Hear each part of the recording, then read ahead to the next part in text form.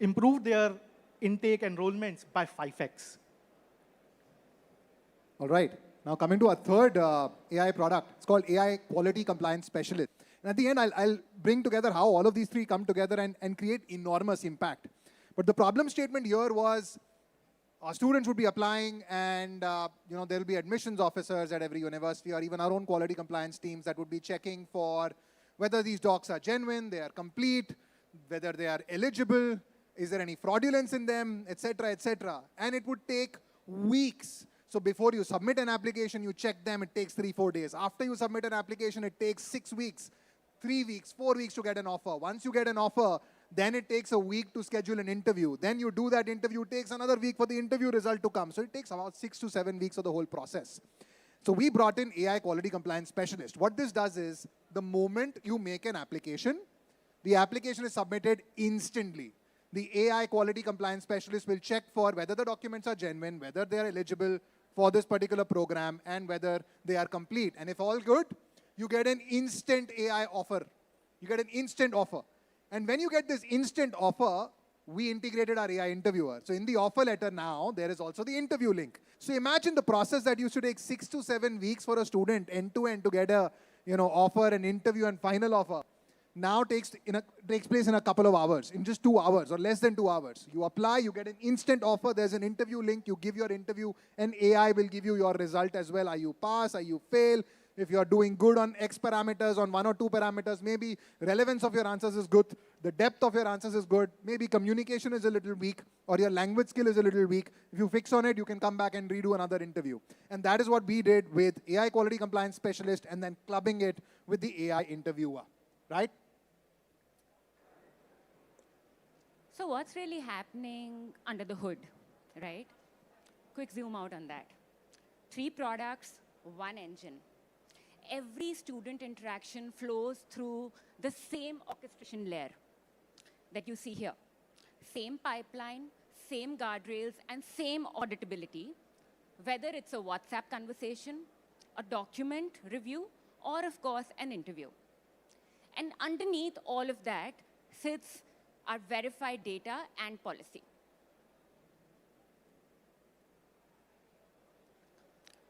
Let's do a demo. Let's really see what happens when you have Vasu within WhatsApp and how it answers your queries.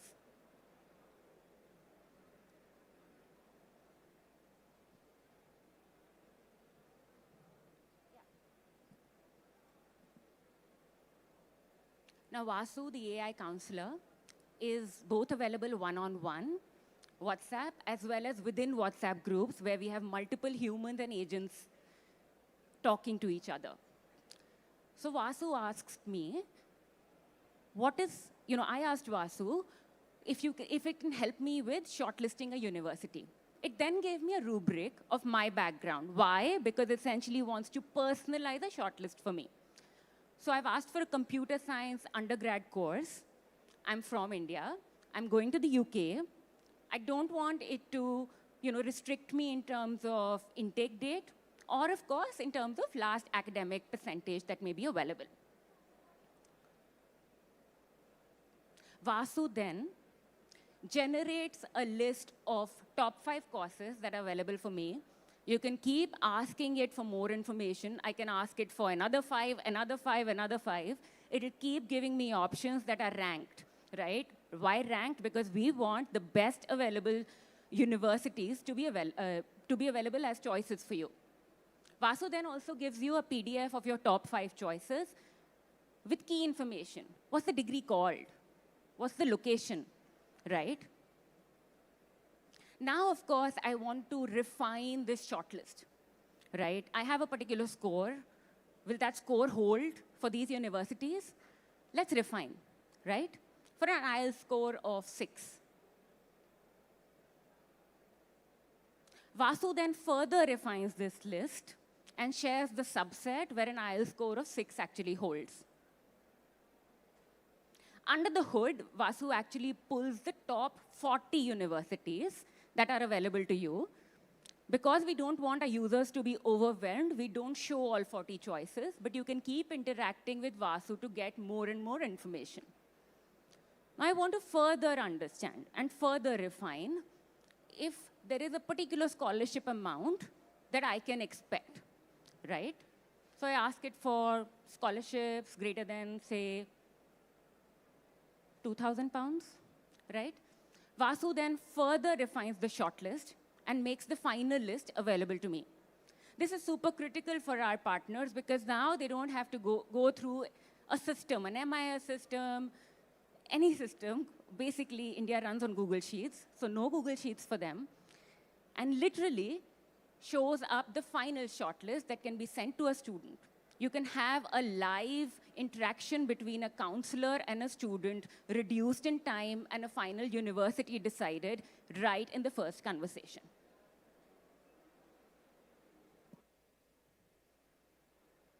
Okay, so that was Vasu. While Vasu acts like the agent orchestrator, it is not making the decisions itself. The decisions are being made by within the proprietary data of leverage, right? Let's come down to the AI interviewer, right? Let's get started. So say a student wants to give an interview. Before we get there, so this is a system for a university, a student's applying, or an education consultant is applying for the student.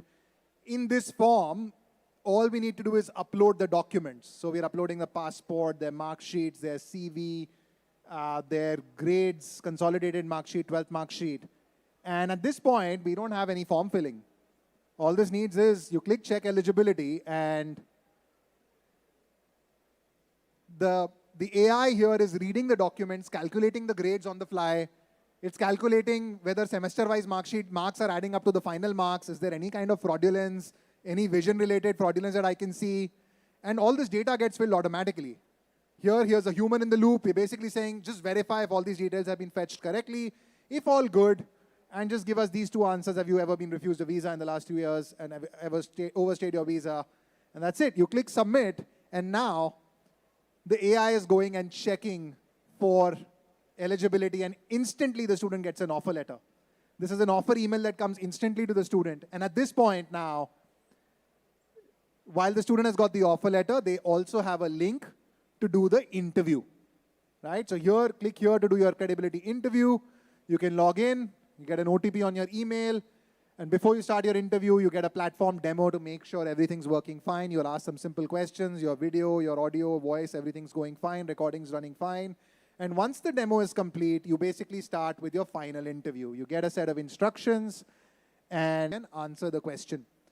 And now, once you've completed this interview, look at the university, right? When the university logs in, they have a whole list of hundreds of students who have completed their interviews, and AI has shared, so many interviews are, for example, in the green lane where they've completed the interview and the AI thinks they are green, good to go. Well, you can also go and review these questions, right? And how the interview went. As you review them in the same platform, they're now able to accept, reject, or ask the student to re-interview. This is how they go through the entire process, which would take 6 to 7 weeks from applying and then, getting an offer, then interviewing, getting a slot in a week, doing the interview, getting a result in another 1 to 2 weeks. Now happens in a matter of 2 hours. You apply, you get an instant offer, instant credibility interview link, and the credibility interview also gets assessed by AI, where you get the result also right after you finished your interview, right? So that's all these products in action for you. And what's the impact we've been able to deliver? We have delivered a 20x productivity gain, 5x higher enrollment, and 90% turnaround time reduction in the end-to-end process, right? We've also saved 20,000 hours of interviewing, and with Vasu, we are now 24/7 on for our students and for our consultant partners in 27 countries, 10,000 plus of them, right? And now we are impacting hundreds of thousands of lives every year, every month with LEAI. That's us. If you're interested in all the cutting-edge work that we are doing at Leverage, come build with us. Or you can write into us at ailabs@leverageedu.com, and we'll be more than happy to have a chat and have you join our team. Right?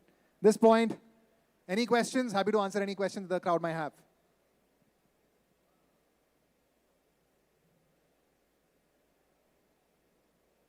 Yes, sir.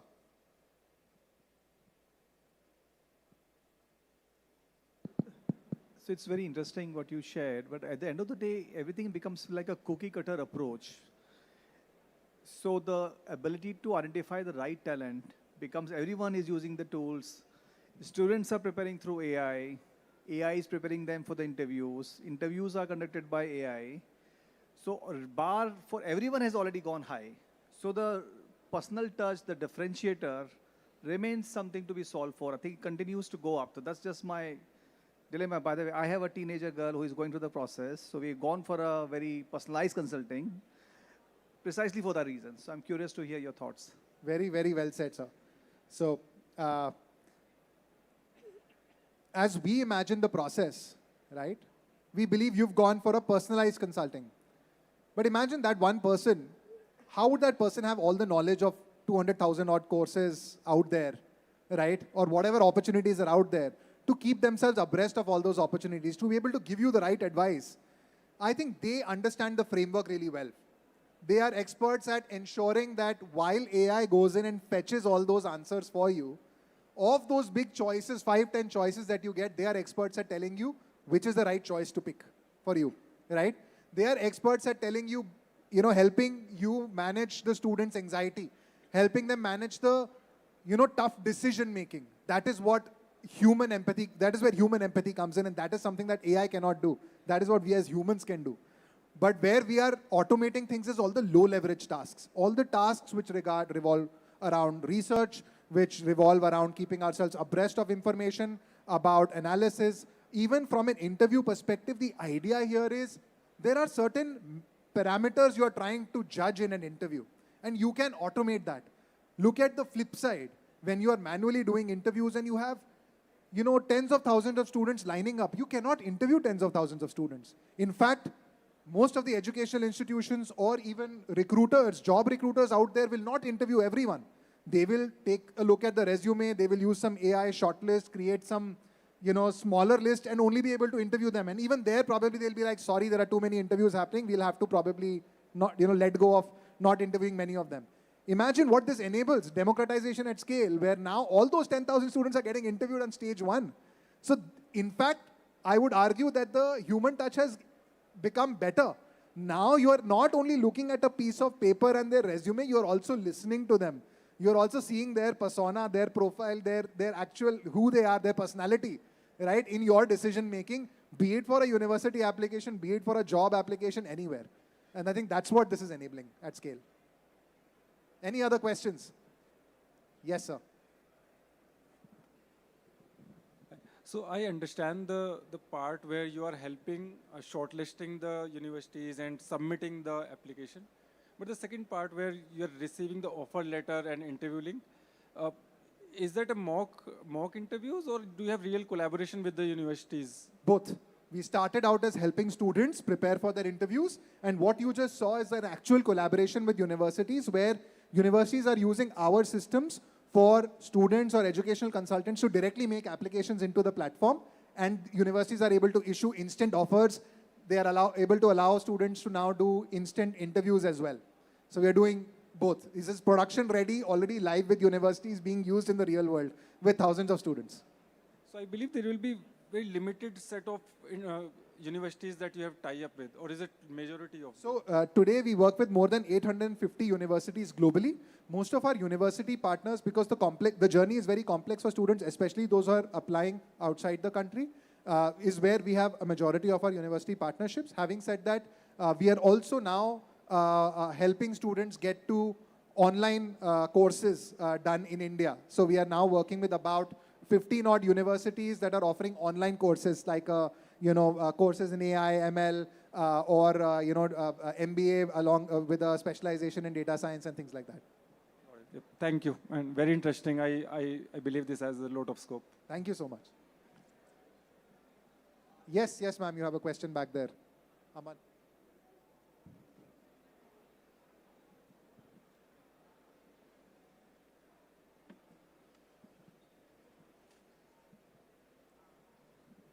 So I wanted to understand the part about the AI interviews.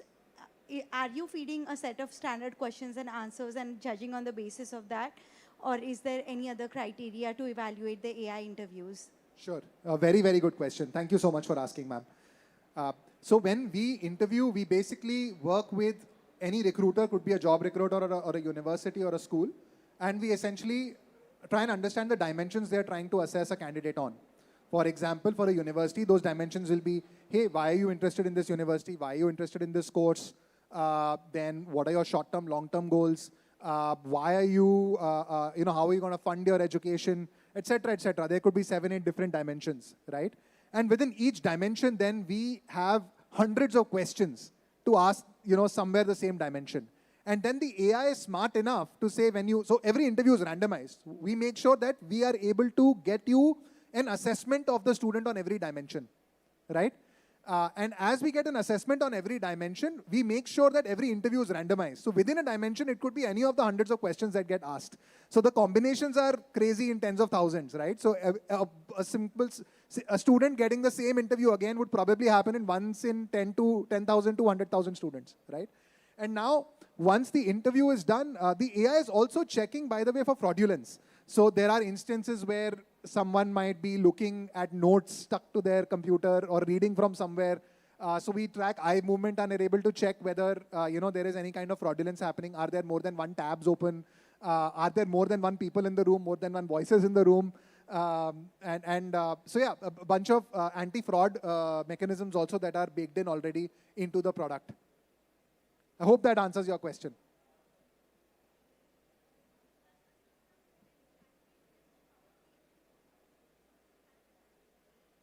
Sorry, I can't hear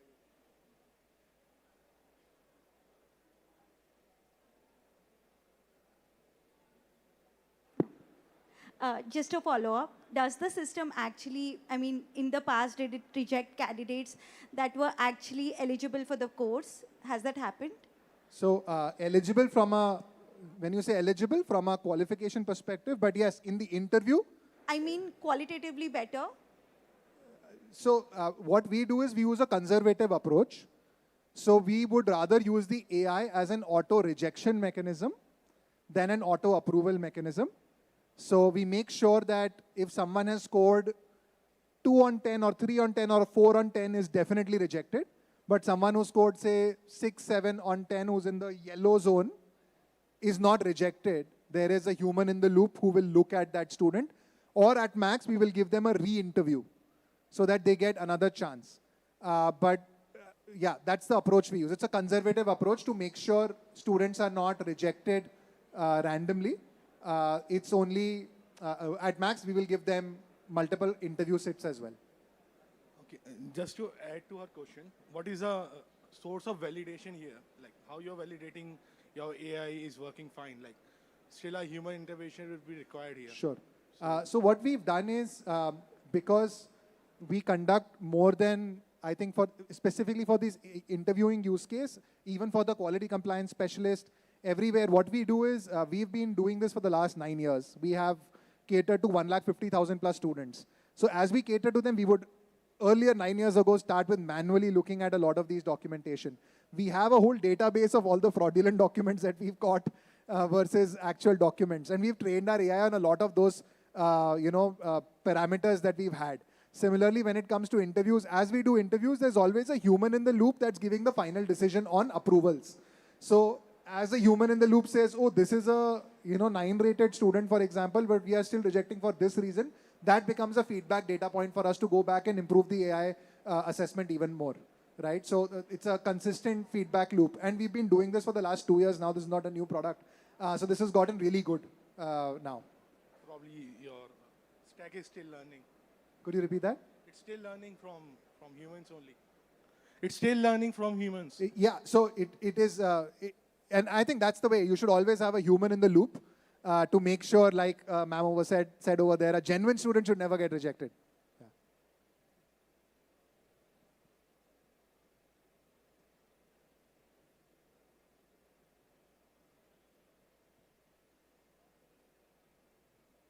Working? Yeah. Cool. So I'm more interested on the fraud detection side. So why have you opted for uploading the documents instead of like getting them from some government database itself? Very good question. And we do both. wherever there's a government database available, say mark sheets available in DigiLocker or something, or on verified university websites, we will go and double check there itself, and if it checks out there, it's done. The problem happens when there are students who probably graduated 5 years ago, 7 years ago, or from universities which are not covered in DigiLocker. And we are also catering to over 27 different countries. So there could be students coming from Nigeria, Ghana, Kenya, or a Nepal, or a Sri Lanka, or a Bangladesh, or where not. So we are also catering to all those students. So we have to use an approach where it's, more than 70% of the students' documents are not verifiable on a government database as of yet today. Okay. And which is where we need to be able to use other means to validate genuineness of documents. Got it.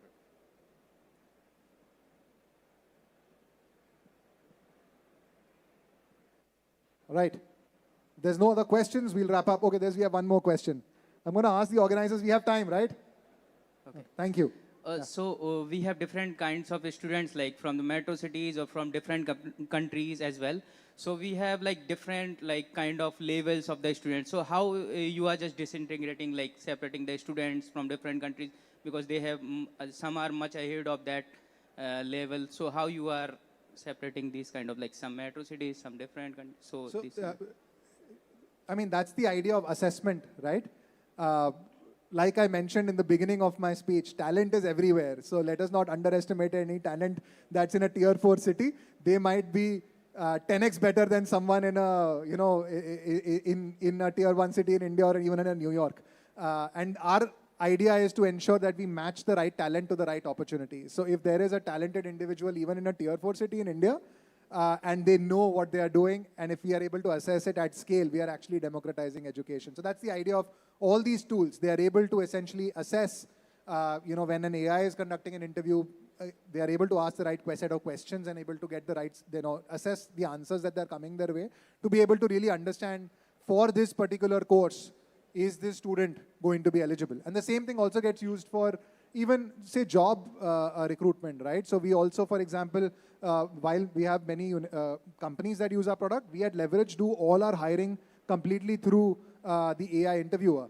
And essentially, the AI interviewer is smart enough to ask the right set of questions to assess the right skills and be able to, very quickly tell us if 1,000 people have applied for a particular role, which are the top 30, 40 that we should be speaking with. And that's the role that AI has been able to do for us very well. So my question was suppose some is getting in 1 or 2 interviews, getting out of 10, they are getting 8 or 9.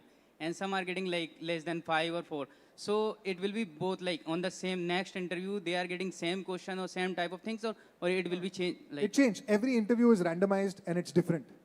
The same interview never repeats. But the philosophy is the same. If you understand a concept, if I ask you a question like this or like this, we've all given exams. If you understand the concept, you will be able to answer that question. So AI will not level down for the who is getting 5 or 4 or who is getting 8 or 9, or it will be randomized for next interviews as well. Correct. The idea is not to help someone cheat, right? The idea is to be able to assess whether they understand. But the concept. suppose for someone who is getting 5 or someone's getting 8 or 9, so it might be a different kind of level for them for who are getting. So what we do is we give them feedback on what particular pillar you're not able to score well. So for example, there are 6 or 7 dimensions. So we will say that, your communication is good, your language skills are good, your problem solving ability you're scoring low on your problem solving ability, right? Or it could be, hey, we are not able to clearly assess how does this course relate to your goals. Right? When we give that feedback, then you know that, okay, this is what I need to work on more. Right? You can prepare accordingly. So you will get feedback as well in these interviews. Okay. Thank you. Yeah. All right. Thank you so much, everyone. We are LEAI. Please write to us if you're interested in working with this cutting-edge AI research team. Thank you. We are also exhibiting here in hall number 6. Yep. One last question for you. Can we take that offline? We'll just come and see you offline. Thank you. So booth number 271, hall 6. Thank you.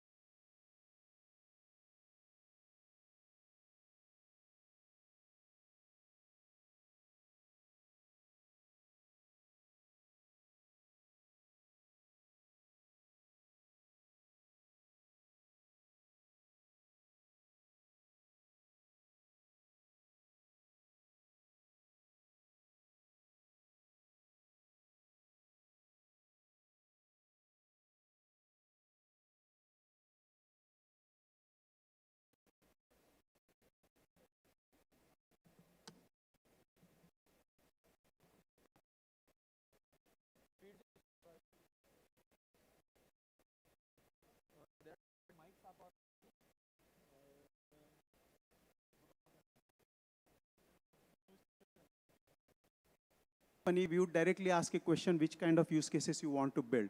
But here we worked with them, we identified the processes which would be required to do this in call center, which includes your propensity score, which includes your lead scoring, which includes your sentiments from the call center. And we broke that down and built the use cases on the OS. So what happens, it was a real time which was getting into the call center. So that's at a prototype stage. So now these agents are reused. Like if I have built an agent for early claim, this agent, one of the agent is also used in mis-selling. So when you have agentic force, internally you can reuse the agent. That is the reusing inside the organization. We are not reusing externally across the organizations. I hope it was.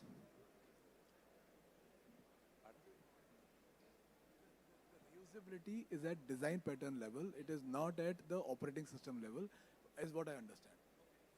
What happens is, if I have to build use case by use case, I again go through everything.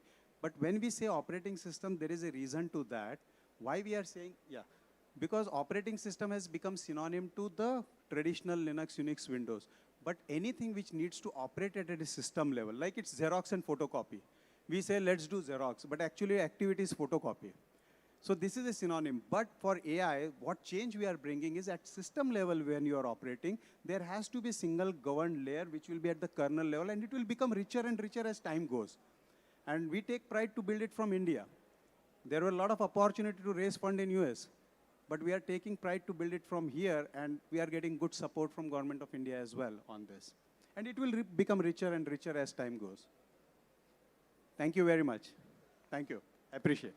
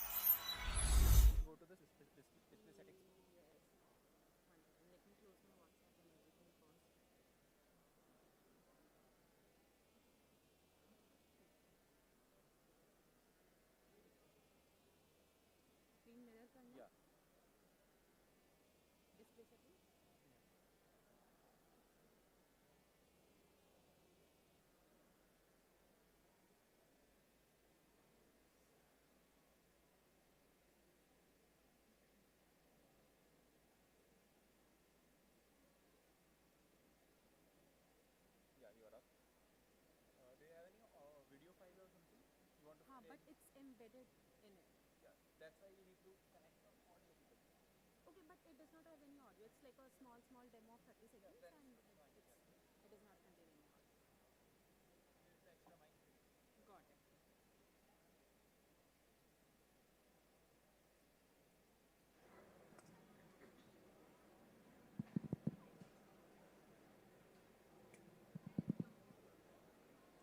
Hello, hi everyone, good evening. So I am Shweta. I lead marketing and branding at a startup called Hack to Skill. We run innovation challenges and hackathons in partnership with several corporates and government bodies. So before we start and talk more about our product, can I get a quick show of hands of people who are from technical background or are currently maybe developers or engineers? Great. And rest of you are in different other fields, I'm assuming, marketing, healthcare. Okay, great. So before I start talking more about our product, when I started creating these slides, this is one of the stats that I came forward. Yeah. This is one of the stats that I came through, that how more than 27,000 startups are being founded every single day. Obviously, the number can be here and there, but